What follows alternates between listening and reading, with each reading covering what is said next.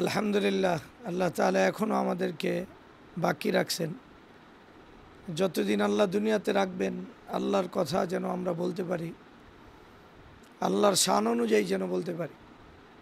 তারেক জিয়ার বক্তব্যের বিষয়ে আমাদের কাছে জানতে চাওয়া হয়েছে, তারেক জিয়ার বক্তব্যের সম্ভাব্য ক্ষতির কী কী দিক আছে। বক্তব্যের একটা পাঠ, এই দেশ কোনো চরমপন্থা বা মৌলবাদের অভয়ারণ্য যেন কোনো দিন পরিণত হতে না পারে, সেটিও কিন্তু আমাদের প্রত্যাশা। এটা তারেক জিয়ার বক্তব্য। এটা আমরা শুরু করতে চাই আসলে মৌলবাদ বা চরমপন্থা নামে বাংলাদেশে যেই পরিমাণ সাধারণ নেককার আলেম ওলামাদের উপর দমন নিপীড়ন, আয়নাঘর চলছে, আসলে তাদের দিক যদি আমরা সামনে রাখি তাহলে আমাদের কাছে এই বিষয়টা ক্লিয়ার। আগামীতে তারেক জিয়া এমন আয়নাঘর, এমন গুম, এমন খুন, এটা নেতৃত্ব দিবে।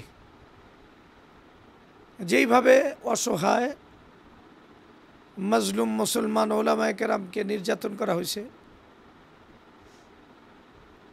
শুধুমাত্র নামাজ পড়ার কারণে, শুধুমাত্র নামাজের কথা বলার কারণে, শুধুমাত্র টাকনুর উপর কাপড় উঠানোর কারণে, গিটার ছাড়ার কারণে, অবৈধ প্রেম পরকীয়া ছাড়ার কারণে, দিনের কথা বলার কারণে, দিনের দাওয়াত দেওয়ার কারণে, বোরকার পক্ষে বলার কারণে, ইমানের পক্ষে বলার কারণে, অ্যাজ এ মুসলিম হিসাবে একজন মুসলমানের যে জিম্মাদারি, এ মুসলমান মদিনাতুর রাসূল সাল্লাল্লাহু আলাইহি সাল্লামের মতো একটা পরিবেশ চায় যেখানে নগ্নতা থাকবে না, অশ্লীলতা থাকবে না, এমন একটা স্বপ্ন দিলের ভিতরে লালন করার কারণে এদেরকে যেই পরিমাণ মামলার শিকার করা হয়েছে, হামলার শিকার করা হয়েছে, আয়নাঘরে রাখা হয়েছে।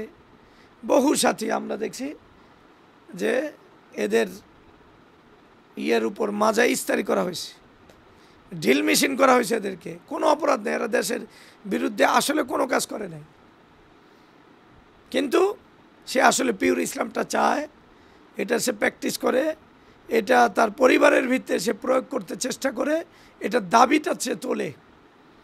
তাহলে এটার জন্য আগামীর বাংলাদেশকে প্রস্তুত করা হইতেছে। এর নেতৃত্বে তারেক জিয়া থাকবে এবং সামনেরটা আরও ভয়ঙ্কর হবে। ওই দিন আপনারাই দেখবেন যে নারীরা ধর্ষিতা হবে তারেক জিয়ার বাহিনীর হাতে। কারা? যারা বোরকা পরে এরা ওই র্যাবের অফিসে যা ধর্ষিতা হবে, আবার বেশি করে হবে, অথবা অন্য কোনো নামে হবে, ভিন্ন নামে হবে। আবার মা বোনদেরকে তুলে নেওয়া যাওয়া হবে একবারে দিন ইমানের কিছু কথা বলার কারণে। কিন্তু হিন্দুরা মুসলিম নারীদেরকে যা করবে এটার ব্যাপারে 100% ছাড় দেওয়া হবে, কারণ এটা তারেক জিয়ার বক্তব্য না, এটা ইন্ডিয়ার বক্তব্য, এটা আমেরিকার বক্তব্য।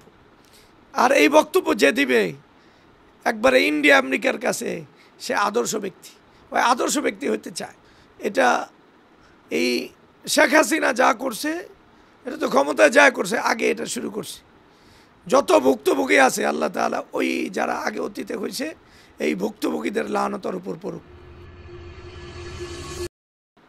আমরা যদি একটু এই যে গত বর্ষা বিপ্লব যে 2024-এর একটু ঠান্ডা মাথায় চিন্তা করি, এখানে যারা জীবন দিছে এরা আল্লাহকে ভালোবাসে, দিনকে ভালোবাসে, দিনের অনুরাগ রাখে। বিএনপির যারা জীবন দিছে এরাও দিনের অনুরাগ রাখে। মহিলারা যারা জীবন দিছে এরাও দিনের অনুরাগ রাখে। শাহাদাতের তামান্না লালন করছে, শহীদ হতে চাইছে, চিরকুট লেখে গেছে। শাহাদাতের তামান্না ছাড়া, দিনের প্রতি অনুরাগ ছাড়া এইভাবে নিজেকে বিসর্জন দেওয়া যায় না। এই যে একটা ঘটনা ঘটছে, এটা আমেরিকা, বিশেষ করে ইন্ডিয়া, নাস্তিক এবং আমাদের বাংলাদেশের যারা আল্লাহর দিনকে খতম করতে চায় যে সমস্ত মিডিয়া, এরা তাদের দৃষ্টির থেকে দূরে যায় নাই। এরা পেরেশান হয়ে গেছে।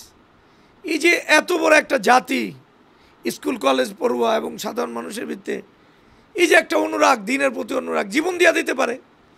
বিএনপি পারে নাই, কেউ পারে নাই। এত বড় প্রতিষ্ঠিত একটা দল, এটা যে একটা শক্তি, এটা দিনের সামান্য ঝলক যাদের ভিতরে ঢুকছে, এই শক্তিটা প্রতিহত করার জন্য মূলত এই বক্তব্যের আয়োজন চলছে, যাতে যারা এই বর্ষা বিপ্লব ঘটাইছে, ফেসিবাদের পতন ঘটাইছে, এদের ভিতরে দ্বীনের যে মনোভাব, শাহাদাতের যে তামান্না, তাদেরকে যেন একবারে আয়নাঘরে পাঠানো যায়, তাদের পরিবারকে নিয়ে যেন ধর্ষণ করা যায়, তাদেরকে যেন এই বাংলাদেশে উৎখাত করা যায়। এই যে একটা বিপ্লব যারা করছে, এটা নিয়ম। মুক্তিযোদ্ধা ভালো খারাপ ওই আলোচনা পরে, কিন্তু মুক্তিযোদ্ধার পরে মুক্তিযোদ্ধাকে দমন করা হয়েছে, একবারে দমন করা হয়েছে। মুক্তি বাহিনীর নামে মুক্তিযোদ্ধারা কী করা হয়েছে? দমন করা হয়েছে। আর এই বর্ষা বিপ্লব তো শুধু মুক্তিযোদ্ধা না, এটার সাথে দ্বীনের স্ফুলিঙ্গ আছে। এই জন্য এটা ওদের দিলে খুব শক্তভাবে লাগছে। তারেক জিয়া হোক, মির্জা ফখরুল ইসলাম হোক, বিএনপির অন্যরা এটাকে একবারে পুরাপুরি দায়িত্ব হিসাবে নিছে যে বর্ষা বিপ্লবে যারা মাঠে নামছে এদেরকে খতম করবে। এই জন্য এদের কোনো ভাষা, বক্তব্য এই বর্ষা বিপ্লবকে সমর্থন করে না, এটা বিপ্লব কইতেই রাজি না। তার মানে এরা ক্ষমতায় গেলে কি করবে, এই কথা একটু বোঝা দরকার। যে বর্ষা বিপ্লবটাকে ওরা এখনই পুরাপুরি দমন করার জন্য ওরা ভাষা আবিষ্কার করছে, যে ন্যারেটিভ আবিষ্কার করতে পারে।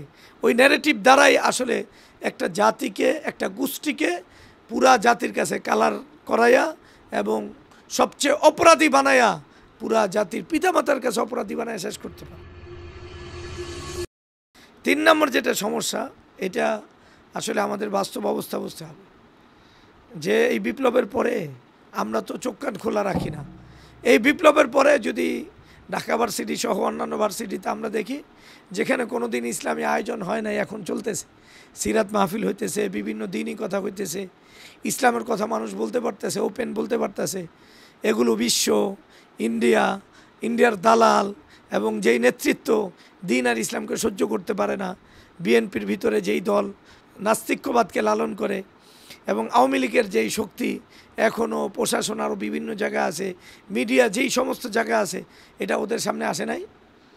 এই যে যুবকদের একবারে দ্বীনের প্রতি এই যে অনুরাগ, এই যে বিভিন্ন ইউনিভার্সিটিতে দ্বীনের আয়োজন চূড়ান্ত করা, দ্বীনের প্রতি নারী পুরুষ সবার একটা স্রোত, আমরা যেটা বলতেছি, এই স্রোতটা এটা ভয়ঙ্করভাবে ওদের স্রোতটা দমন করতে হলে বাংলাদেশে নেতা লাগে। আর অবিসংবাদিত নেতা হলো তারেক জিয়া।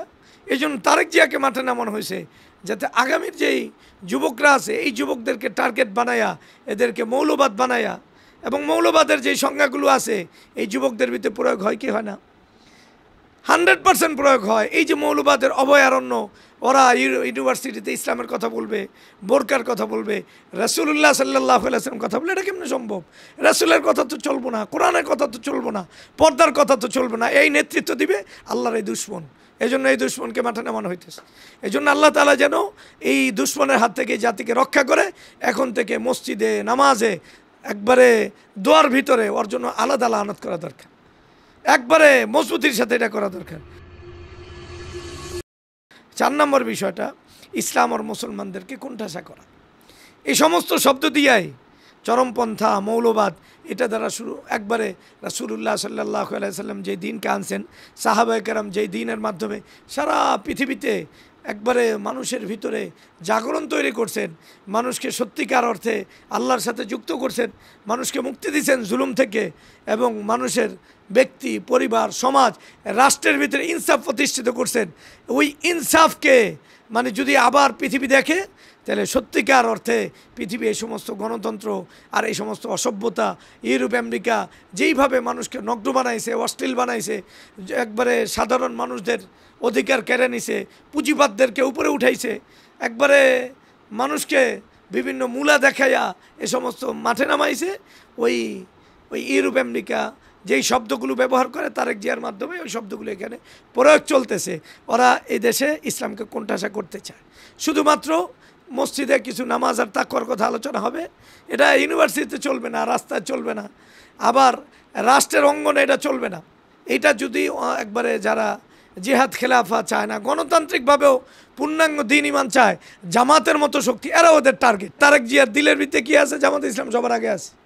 আর যারা পূর্ণ দিন চায়, সত্যিকার অর্থে রাসূলুল্লাহ নবুয়তে, এরা তো তারেক জিয়ার সবচেয়ে ভয়ঙ্কর টার্গেট। 5 নম্বর যেটা, সেটা হলো পূর্ণ দিনের যে একটা চর্চা, মানুষের ভিতরে হঠাৎ করে পূর্ণ দিনের একটা আমেজ চলে আসছে। এখন দিনের চর্চাটা করতেছে স্কুল কলেজে পোলাপান, মাদ্রাসার এবং হেফাজত এদের চেয়ে অনেক বেশি করতেছে। ওরা দিন ইমানের চর্চা করতেছে। আমরা চাই আল্লাহ তাআলা ওদেরকে ওলামাদের সাথে জুড়ায় দেখ। ওরা যেই কথা বলতেছে ওলামা কেরাম ওই কথা বলতেছে না, ঘুরাফিরা ওলামা কেরাম গণতন্ত্রের কথা বলতেছে অনেকেই, যারা রাজনীতিবিদ। আমি এই জন্য বলি, যারা রাজনীতি করে এরা সত্যিকার অর্থে ইসলামের কোনো উপকার করে না। এই যে হেফাজতটা নষ্ট হয়েছে রাজনীতিবিদদের কারণে, আল্লাহ এই রাজনীতিবিদদের থেকে হেফাজতকে আজকেই পবিত্র করুক, আর এই সমস্ত অভিশপ্ত রাজনীতিবিদদের থেকে হেফাজতকে পবিত্র করুক। ওরা বিএনপির পক্ষ হইয়া এই দেশটাকে কলুষিত করতেছে। আল্লাহ তাআলা ওদের ভিতরে, যাদের ভিতরে এখলাস আছে, আল্লাহ সহিবুজ দান করুক। আর যারা সত্যিকারে গাদ্দারি করতেছে ওদেরকে আল্লাহ শেখ হাসিনার চেয়েও আরও ভয়ঙ্কর পরিণতি বরণ করা। এই যে দিনের পূর্ণাঙ্গ চর্চাটা স্কুল কলেজে শুরু হয়েছে, এই পূর্ণাঙ্গ চর্চার একবারে পুরা গণকবর দিতে চায় তারেক জিয়া। আল্লাহ তাআলা ওর এই অভিশপ্ত জবান থেকে, অভিশপ্ত হাত থেকে, ওদের অভিশপ্ত ক্ষমতা থেকে এই জাতিকে উদ্ধার করে। বিএনপি আসলে এমন একটা দল আছিল যেই দলের ভিতরে সত্যিকার অর্থে ধর্মীয় অনুরাগ ছিল।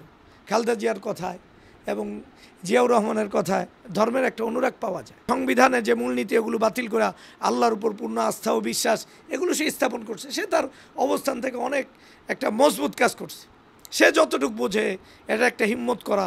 স্বাধীনতার পরে একবারে নাস্তিক বেঈমান ইন্ডিয়া সবাই মিলা যেইভাবে ইসলাম বিরোধী ইমানকে খতম করার জন্য রাষ্ট্র, রাজনীতি, সমাজনীতি এবং বিচারালয় থেকে দিনকে খতম করার জন্য 4টা মূলনীতি জানা হয়েছিল, ওই বাদ দিয়ে আল্লাহর নামকে আনছে। ঠিক শেখ মুজিবুর রহমানরে দিয়া যেই কাজ ইন্ডিয়া করাইছে এবং নাস্তিকরা করাইছে, একই কাজ তারেক জিয়ার মাধ্যমে করানো হবে। আর বিশেষ করে বিএনপির ভিত্তে ধর্মীয় অনুরাগ যাদের ভিত্তে আছে এদেরকে খতম করা হবে এবং এই অনুরাগটা পুরোপুরি বাদ দেওয়া হবে। বিএনপি আওয়ামী লীগের চেয়ে আরও ভয়ঙ্কর হবে, আরও আগ্রাসী হবে। এটা স্পষ্ট বোঝা যায় তাদের বক্তব্য, তাদের আচরণ, তাদের চালচলন, তাদের কথাবার্তা। এমন ওপেন কথাবার্তা আওয়ামী লীগের নেতারা ক্ষমতায় যাওয়ার আগে বলছে, মির্জা ফখরুল ইসলাম আলমগীরের মতো। আওয়ামী লীগ তো এটা ইশতেহারে বলছে আমরা কোরআন সুন্নাহ বিরোধী কোনো আইন করুম না, আর এরা কয় যে আমরা শরিয়া আইনে বিশ্বাসী না। কথার ধরন কি? যাই হোক, তাহলে বিএনপির ভিতরে একবারে বিএনপির যে দলটা আছে এই দলটাকেও পুরাপুরি একবারে ইসলামের বিরুদ্ধে কাজে লাগাইতে চায়। তারা অনুরাগকে পুরোপুরি খতম করতে চায়। এটা নতুনভাবে ইন্ডিয়ার আদর্শকে বাস্তবায়ন করার জন্য ওরা মাঠে নামছে। 100% ইন্ডিয়ার বাস্তবায়ন। ইন্ডিয়া চায় না এদেশে ইসলাম থাকুক, মুসলমান থাকুক, এদেশের শিক্ষা সংস্কৃতিতে ইসলাম আর মুসলমানদের অবস্থান থাকুক, ভার্সিটিতে ইসলাম আর মুসলমানরা থাকুক, মেয়েরা বোরকা পড়ুক, এটা ওরা চায় না। ওরা যেইভাবে ধ্বংস হয়েছে এই জাতিকে ওইভাবে ধ্বংস করতে চায়। তাহলে ইন্ডিয়ার আদর্শ জয় বাস্তবায়ন করবে, এই বক্তব্য থেকে এই কথা ক্লিয়ার।